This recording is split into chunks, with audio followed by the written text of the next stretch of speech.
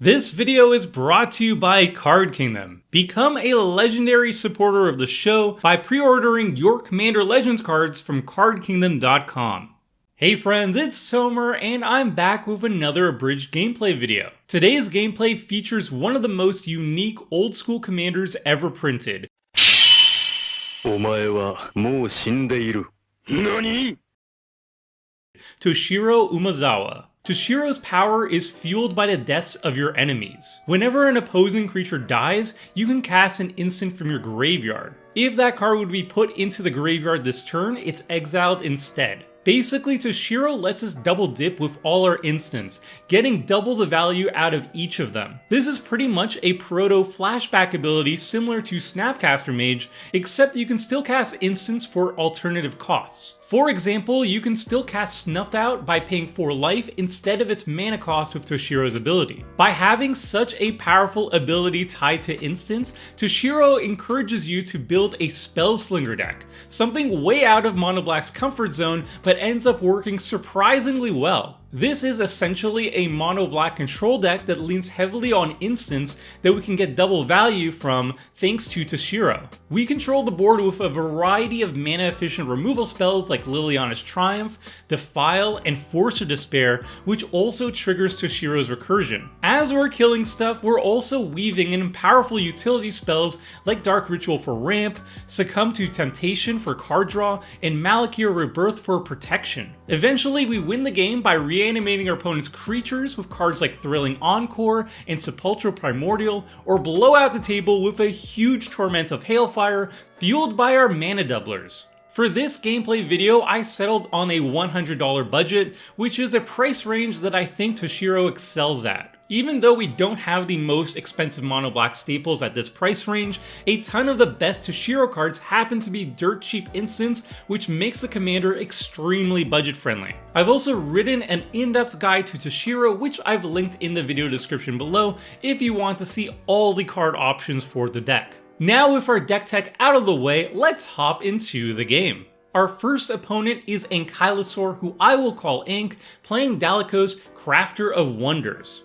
Dalakos is a super unique commander that merges a focus on artifacts, which is primarily supported in Izzet colors, with an equipment strategy, a subtype of artifacts but is primarily supported in white. It's rare to find a Dalakos deck in the wild, so this is a real treat to see. Next up we've got Vanilla Rice, who I will call V, running Alila Artful Provocateur. Alila broadly supports artifacts, enchantments, and fairy tribal, with Alila decks usually focusing on one or two of these themes. These are usually various control decks that close out games with a token army. Finally, we've got Roll Stormtide, who I will call Roll, running Kneos and Tyro of Meletis. K and T are open-ended commanders that I've seen built many different ways, but the most popular version is often either Group Hug or Politics, where they give their opponents free resources while benefiting them most in the process. Of the 3 opponents, I'm initially the most concerned about Alila. Our deck is great at handling creatures,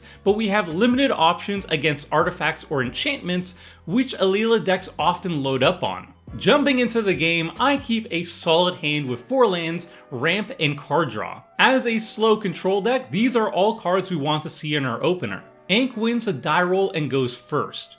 We all spend our first turn playing a land, then on turn 2, Ank plays a mountain and starts ramping with Silver Mirror. V plays an island and casts Thought Erasure on Ank, a card I don't often see played in Commander, and discards Fabricate. Roll plays a Yavimaya Coast and casts Farseek, ramping out Ketria Triome. On our turn, I also ramp, playing a Swamp and casting Guardian Idol. Ank takes the ramping to the next level, however, by casting Everflowing Chalice, kick twice, and Izzet Signet, now having 7 mana on turn 3. Unfortunately for V, they're not joining the ramp party and just play a Temple of Silence. Roll plays a snow-covered island and casts Knios and Tyro of Meletis. At end step, K and T hug the table, giving us the option to either play a land or draw a card, while they get to do both. On our turn, I play a Swamp and cast Ambition's Cost to draw 3 cards and lose 3 life. Ank casts Dalakos, Crafter of Wonders, and Tribute Mage, fetching Mask of Memory. V plays Field of Ruin and casts Alila Artful Provocateur.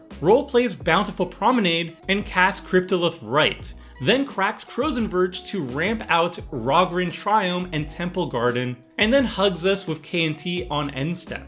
On our turn, we have a ton of card draw, but not much else. I cast Read the Bones, bottoming the swamp we see. Then I cast Mire and Misery, mostly to kill Alila before they can start pooping out tokens, and possibly kill K&T too, but Roll decides to sacrifice the Cryptolith Rite instead. Ink equips Mask of Memory onto Tribute Mage, and hits V with both creatures, drawing 2 cards and discarding a mountain with Mask. Then they play a mountain and cast Etched Champion and Felwar Stone. It seems they have a lot of mana, but not much to spend it on. V plays a Plains and casts Daxos Blessed by the Sun, brainstorms, and then casts Soul Guide Lantern, exiling Cryptolith Rite.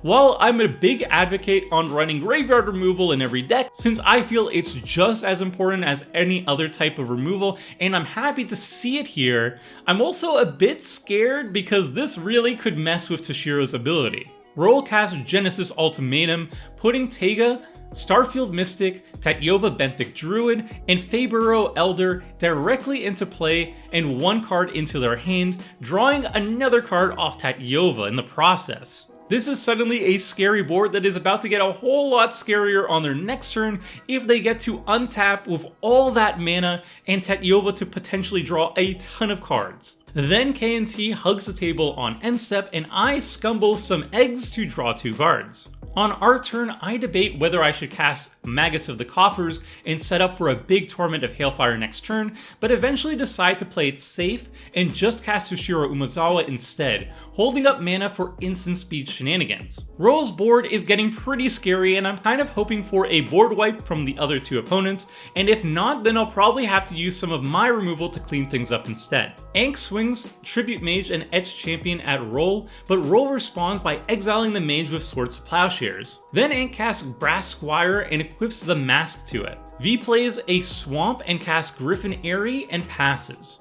With no board wipes from either opponent, I decide to pull the trigger on end step, killing Tatyova with Snuff Out. I use Toshiro's trigger to cast Snuff Out again, hoping to cast it for its alternative cost, but Magic Online won't let me cast it that way, which I think is a bug. So I cast it for mana instead, killing K&T, though it might have been better to kill Faburo Elder instead. On Roll's turn, they cast Wilderness Reclamation, which thankfully V counters with Dovin's Veto, because Roll immediately follows up with a Leyline of Anticipation, which would have been insane with that Reclamation. With Roll now kept in check, I decide to cast Magus of the Coffers and play a Tectonic Edge, setting up for a huge Torment of Hailfire next turn. Ink plays an island and casts Black Blade Reforged, then equips the Mask to the Champion and the Black Blade to Dalekos, hitting me with the Champion and V with the Dalekos and drawing 2 cards off the Mask. V casts Shimmering Chimera, confirming that they are also an Enchantress deck. Then they cast Omen of the Sun, making 2 Soldier tokens and gaining more life.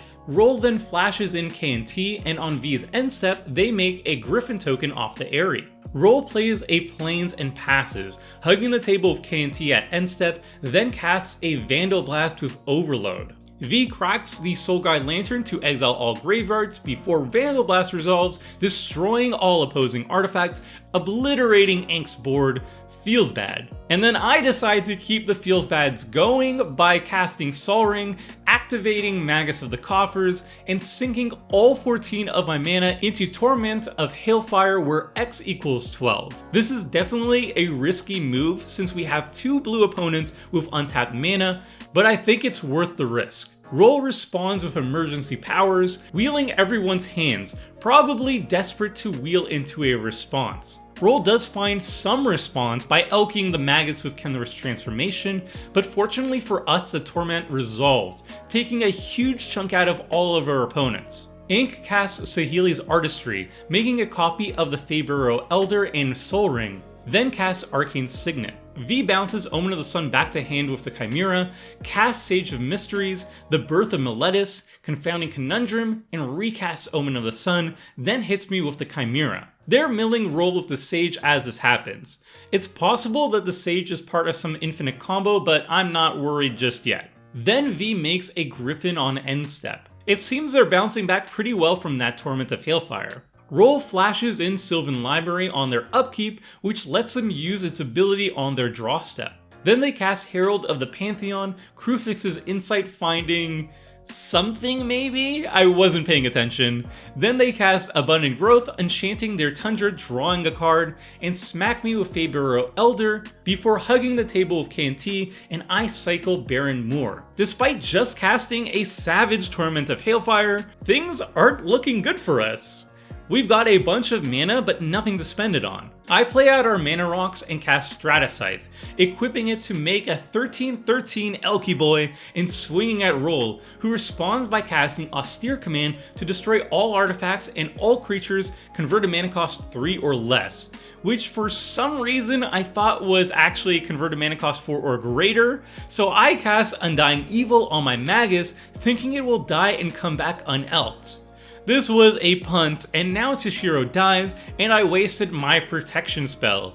Oops. Things are looking bad at this point, and we're in full top deck mode. Ink starts crawling back into the game, casting Psy Master Thopterus and Sword of Vengeance, making a Thopter token, but I'm a big meanie and decide now's the perfect time to cast Liliana's Triumph and kill all 3 opposing creatures.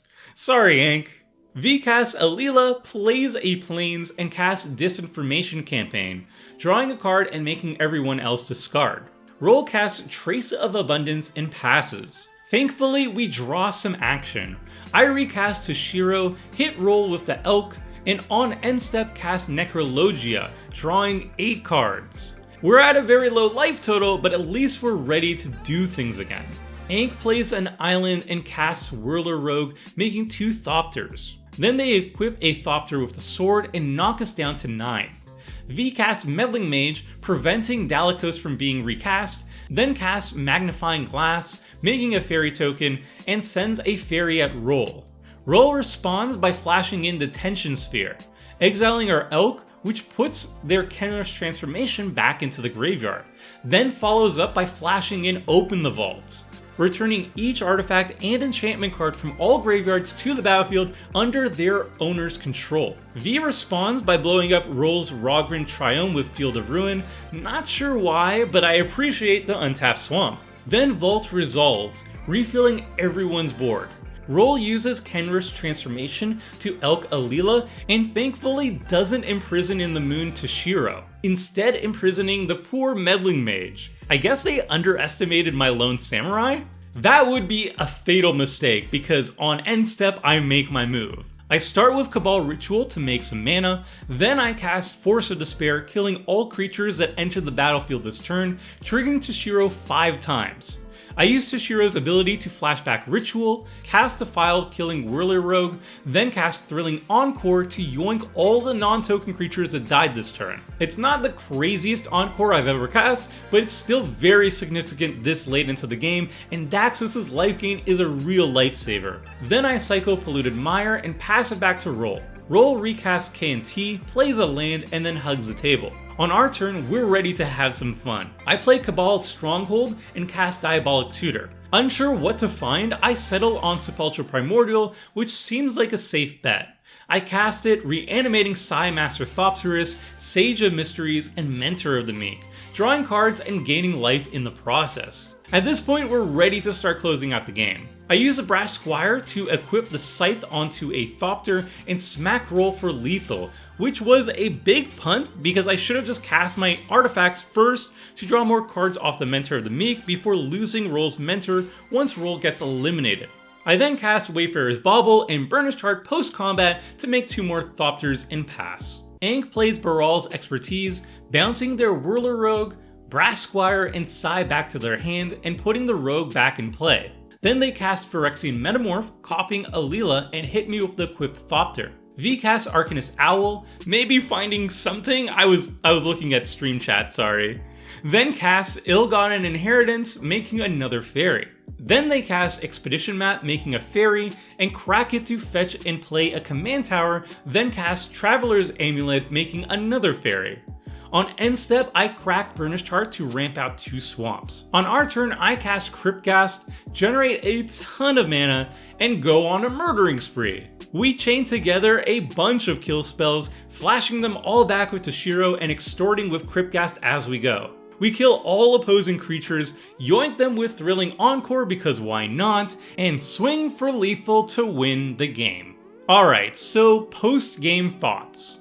I'll be honest, I was really relieved to have recorded this game. I think this deck is solid. It's not the strongest deck I've ever showcased, but it's definitely a well-rounded deck that is capable of some awesome turns, which you got to see in this game. But unfortunately, it took me a long time to get this footage. This game was actually my 3rd streaming session with the deck, since the first 2 streams had a horrible string of bad luck, mostly mana flood. Usually I only stream once a week to get my footage, so yeah, that was pretty bad. But thankfully, this game showed what the deck could actually do, and I think it should operate around this level most of the time.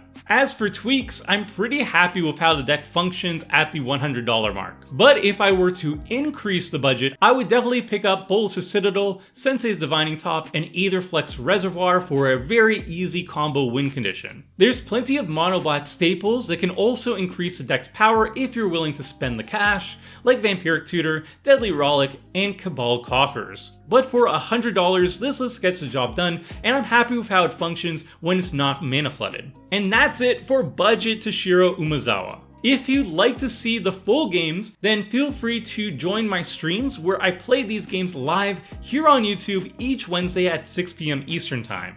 You can watch my punts in real time, and I'm happy to answer any questions you've got while we play. Also, be sure to like, subscribe, comment, and click the dingle dangle to make YouTube very happy. That's all for now, so until next time, friends, see ya!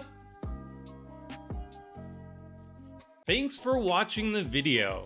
If you liked it, help us out by clicking the like button down below. And to keep up with the latest and greatest, make sure to click the subscribe button. And if you want to watch similar videos, click on the links appearing on screen right now.